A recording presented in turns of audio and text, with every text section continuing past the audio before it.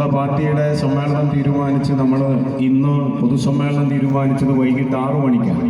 നിങ്ങളോടെല്ലാം 4 മണിക്ക് ശേഷം 5 മണിക്ക് ഇവിടെ എത്തണം, 5 മണിക്ക് പ്രകടനം നടത്തി 6 മണിക്ക് പൊതുസമ്മേളനം നടത്തണമെന്നാണ് നാം നിശ്ചയിച്ചത്.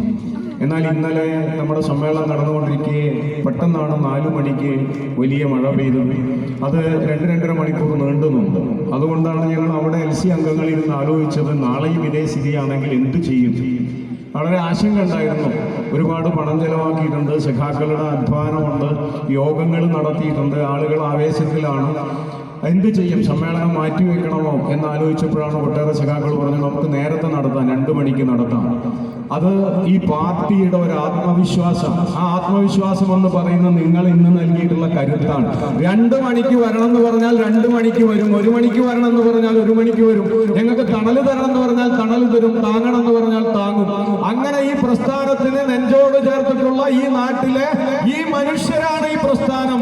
നിങ്ങളുടേതാണ് ഈ പ്രസ്ഥാനം. നിങ്ങളാണ് ഈ പ്രസ്ഥാനത്തിന്റെ എല്ലാം ജീവനാഡിയും ജീവരക്തവും നട്ടെല്ലും നിങ്ങളാണ്. നിങ്ങൾക്ക് വേണ്ടിയാണ്, നിങ്ങളുടെ മുന്നിലാണ് ഞങ്ങൾ നട്ടെല്ല് കുനിച്ച് നിൽക്കുക, ചെങ്കൊടി താഴ്ത്തി നിൽക്കുക. ഈ പ്രസ്ഥാനം, ഈ നാട്ടിലെ ഈ പ്രസ്ഥാനത്തെ സംരക്ഷിക്കുന്ന ജനാവലിയുടെ മുമ്പിലാണ്. അതിനുള്ള അഗൈതവമായിട്ടുള്ള നന്ദി പാർട്ടിക്ക് വേണ്ടി ആദ്യമായി ഞാൻ രേഖപ്പെടുത്തുകയാണ്. നമ്മുടെ പാർട്ടിയുടെ ദേശീയ സമ്മേളനം ചേരുക. നമ്മുടെ പാർട്ടിയുടെ സമ്മേളനം ചേരുമ്പോൾ നിങ്ങൾക്കറിയാം, CPM-നെതിരായിട്ട് ഭയങ്കര ആക്രമണമാണ്. നമ്മുടെ പാർട്ടി സഖാക്കളുടെ നെഞ്ചും കൂടി തകർക്കണ നിലയിലാണ്.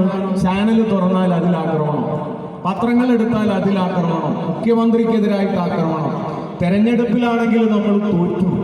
ഇനി എന്താണ് ചെയ്യുക? ഒരു സീറ്റ് മാത്രമേ ഉള്ളൂ. കോൺഗ്രസിന്റെ പരിഹാസം, BJP-യുടെ പരിഹാസം, മാധ്യമങ്ങളുടെ അപവാദ പ്രചരണം. കമ്മ്യൂണിസ്റ്റ് പാർട്ടി എന്ന് പറഞ്ഞാൽ